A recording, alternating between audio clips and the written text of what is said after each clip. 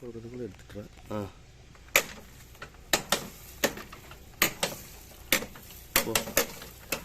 அடியில் நடுவில் கள்ள கொட்டம் தண்ணி தான்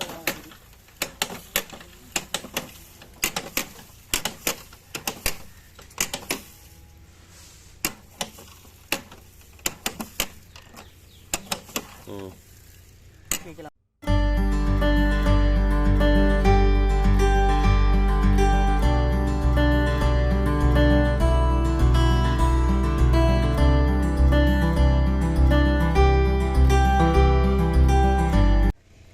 அரிசி உழுதுக்கிறதெல்லாம் கரெக்டாக ஆகிடுற. நீ போ கீழே கொட்டி கரெக்டாக படம் அரிசி